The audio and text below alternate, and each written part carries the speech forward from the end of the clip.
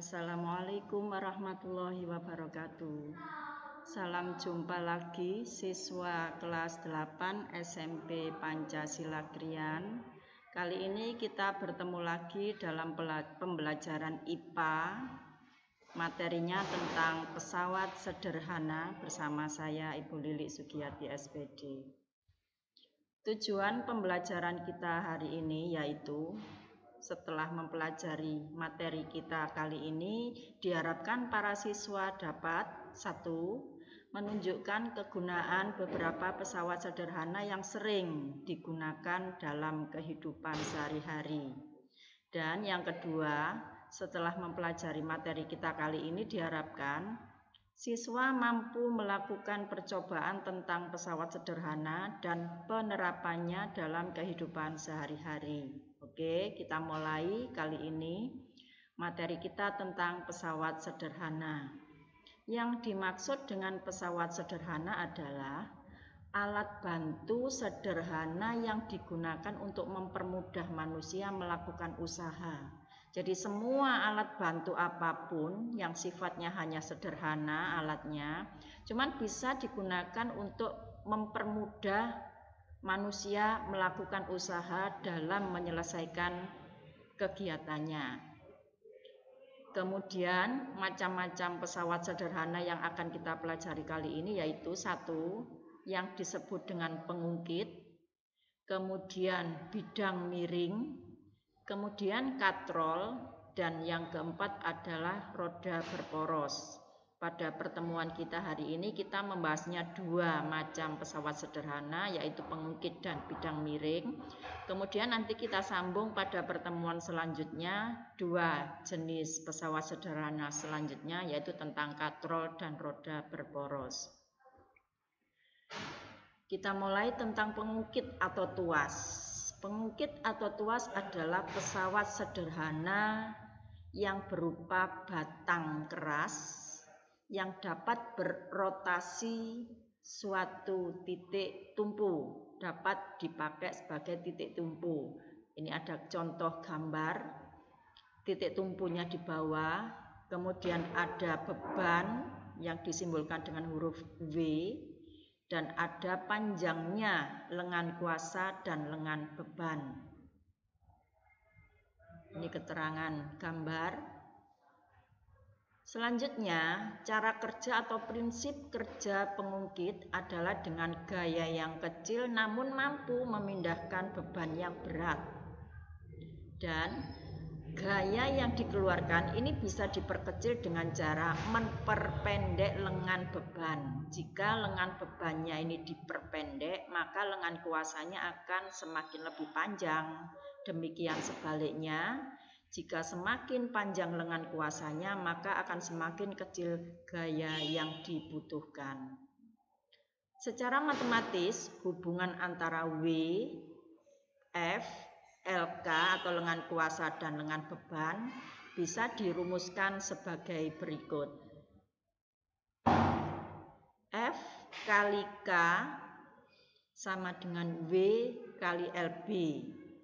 Jadi untuk mengetahui F, bisa juga dengan cara W dikali LB per LK atau F sama dengan W dikalikan LB per LK. LB itu lengan beban, LK itu lengan kuasa. Berdasarkan pada titik tumpu pada pesawat sederhana ini, yang pertama, titik beban dan titik kuasa pengungkit dibedakan menjadi 3, yaitu 1 pengungkit jenis yang ke-1 adalah pengungkit yang titik tumpunya berada di antara titik beban dan titik kuasa. Titik tumpunya berada di tengah-tengah. Pengungkit jenis ini merupakan bentuk dasar dari suatu pengungkit. Bentuk dasar dari suatu pengungkit. Contoh yang terdapat pada alat sederhana pengungkit jenis 1 ini misalnya jungkat-jungkit yang biasanya digunakan untuk mainan anak-anak di TK. Kemudian gunting, kemudian juga palu, kemudian linggis, dan sebagainya. Gambar tuas atau pengungkit jenis 1 yang tadi dijelaskan bahwa titik tumpunya berada di antara titik kuasa dan titik beban. Jadi titik tumpu berada pada di tengah-tengahnya. Selanjutnya tentang pengungkit jenis yang kedua. Pengungkit jenis yang kedua yaitu jika titik bebannya berada di tengah, berada di antara titik tumpu dan titik kuasa. Kalau tadi yang pertama yang berada di tengah itu adalah titik tumpu, sedangkan jenis yang nomor 2 ini titik beban yang berada di tengah. Yang di tepi-tepinya adalah titik tumpu dan titik kuasa. Contoh pada pesawat sederhana jenis 2 ini, pengungkit jenis 2 di sini, misalnya gerobak dorong yang biasanya digunakan bapak-bapak pekerja, tukang, kemudian pembuka tutup botol, pemecah kemiri, dan sebagainya. Tuas atau pengungkit jenis 2 gambarnya sebagai berikut. Titik bebannya berada di tengah di antara titik tumpu dan titik kuasa. Kemudian pengungkit jenis yang ketiga adalah pengungkit yang memiliki titik kuasa di antara titik beban dan titik tumpu. Berarti sekarang yang ketiga ini adalah titik kuasanya berada di tengah di antara titik beban dan titik tumpu. Contoh alat-alat pengungkit jenis 3 ini antara lain pinset, kemudian alat pancing, kemudian stapler, kemudian lengan kita saat memegang sebuah benda, ini juga termasuk pengungkit jenis yang ketiga. Kemudian skop, ini berkaitan dengan lengan kita saat memegang benda. Tuas atau pengungkit jenis yang ketiga gambarnya sebagai berikut, di mana titik kuasa berada di antara titik tumpu dan titik beban. Saat menggunakan pengungkit, kita sudah mendapatkan suatu keuntungan yang disebut dengan keuntungan mekanis atau disingkat KM. Di mana perbandingan antara berat beban dengan gaya kuasa. Secara matematis, KM atau keuntungan mekanis dirumuskan sebagai berikut, yaitu KM sama dengan W per F atau KM sama dengan LK per LB. Contoh soal, diketahui panjang lengan gaya 90 cm, panjang lengan beban 40 cm dengan berat benda yang di sini bendanya adalah batu seberat 250 Newton. Kemudian hitunglah besar gaya yang diberikan untuk mengangkat beban dan berapa keuntungan mekanisnya. Di sini kita diminta menghitung berapa besar KM, mencari KM-nya. Penyelesaiannya sebagai berikut.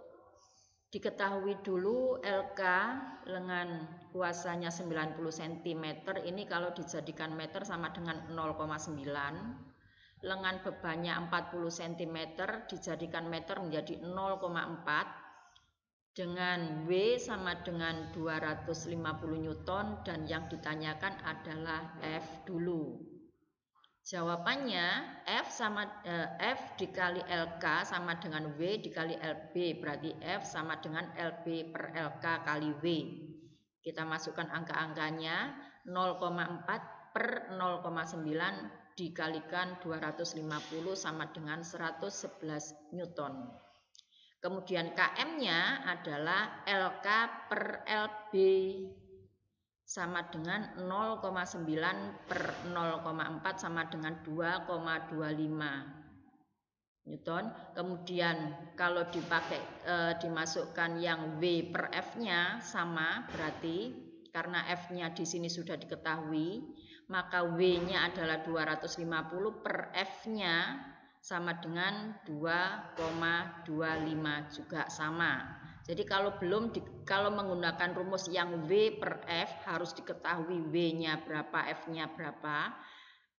Kalau menggunakan rumus LK per LB sama juga, maka harus diketahui LK-nya berapa, LB-nya berapa. Jadi kalau misalnya di soal ini belum ada F, maka kita harus menentukan dulu F-nya berapa, baru di situ dimasukkan ke dalam rumusnya. Itu materi kita tentang pesawat sederhana jenis pengungkit. Sekarang pesawat sederhana jenis bidang miring adalah pesawat sederhana yang berupa papan atau bidang datar yang dibuat miring. Tujuannya untuk memperkecil usaha saat memindahkan beban yang berat. Intinya, semakin landai bidang miring tersebut, maka gaya yang diberikan kepada benda semakin kecil. Sebaliknya, jika semakin curang bidang miring yang kita pakai, maka gaya yang akan kita keluarkan terhadap bendanya juga semakin besar. Ini contoh gambar tentang bidang miring dan benda yang akan kita angkat dengan ketentuan atau keterangan F sama dengan gaya, W sama dengan berat benda, H sama dengan tinggi papan dari dasar atau dari lantai, S-nya adalah panjang papan dengan satuan meter. Secara matematis hubungan antara F, W, H, dan S dirumuskan sebagai berikut, yaitu F kali S sama dengan W kali H. Bidang miring yang termasuk dalam alat ini antara lain kampak, pisau, pahatan, obeng, dan sekup. Kemudian KM-nya pada bidang miring adalah perbandingan antara S dan H. KM-nya sama dengan W per F atau S per H. Supaya keuntungan mekanisnya besar, maka S-nya harus dibuat lebih besar juga atau hanya dibuat lebih rendah, tingginya dibuat lebih rendah. Contoh soal untuk yang alat pengungkit jenis kedua sebagai berikut. Pak Seno akan memindahkan sebuah kardus yang berisi buku ke atas rak, ketinggiannya 1,2 meter. Agar tidak terlalu berat untuk memindahkan kardus tersebut, maka Pak Seno mengambil sebuah papan panjang sepanjang 150 cm untuk dijadikan bidang miring. Untuk memindahkan kardus tersebut, gaya yang dibutuhkan Pak Seno hanya 400 Newton. Kalian diminta menentukan berat kardus yang dipindahkan. Pembahasannya dimulai dari diketahui F sama dengan 40 Newton, hanya 1,2 meter, S-nya 150 cm, ini kalau dijadikan meter maka 1,5 meter, dan yang ditanyakan adalah F. Penyelesaiannya untuk mencari besarnya gaya dorong Pak Seno yang digunakan persamaan berikut.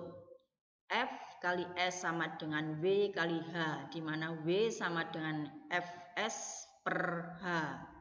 Maka W-nya adalah 40 dikali 1,5 per 1,2, maka sama dengan W-nya adalah 500 Newton. Jadi berat kardus yang dipindahkan adalah 500 Newton. Itu tadi pembahasan kita pada pertemuan kali ini. Sekarang kalian coba lihat soal. Kita punya beberapa soal yang harus kamu selesaikan. Kemudian kamu kerjakan pada kertas folio, kamu foto, kamu upload dan masukkan pada Google Class kita. Soal yang harus kamu selesaikan yang nomor 1 adalah ada gambar di sini. Kemudian keterangannya, jika besarnya gaya atau F adalah 60 Newton, kamu diminta menentukan A, KM-nya berapa pada bidang miring tersebut, dan B, berapa berat beban benda. Ini yang nomor 1.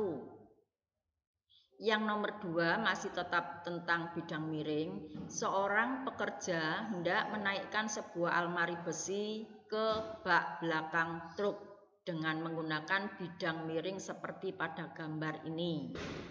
Jika massa almarinya, beratnya almarinya adalah 120 kg dan percepatan gravitasinya adalah 10 meter per sekon persegi, tentukan A. Gaya minimal yang diperlukan pekerja tersebut untuk menaikkan almari, berapa F-nya. Kemudian KM-nya, yang B, kamu ditanyakan keuntungan mekanik pada bidang miring tersebut. Ini soal yang nomor 3. Seorang anak sedang mengungkit sebuah batu seperti tampak pada gambar. Diketahui berapa LB-nya, diketahui juga berapa LK-nya, LB 20 dan LK-nya 180 cm. Kemudian kamu diminta menentukan berapa gaya yang diperlukan oleh anak tersebut untuk mengangkat benda dengan berat 360 Newton. Ini soal-soal yang harus kamu selesaikan. Jangan lupa harus dikerjakan, diupload dan dikumpulkan nanti jika kalian datang ke sekolah. Sekian pertemuan kita hari ini.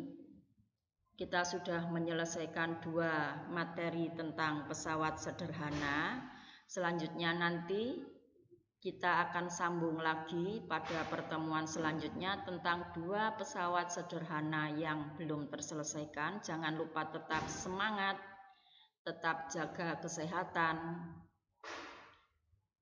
Kemudian saya akhiri. Assalamualaikum warahmatullahi wabarakatuh.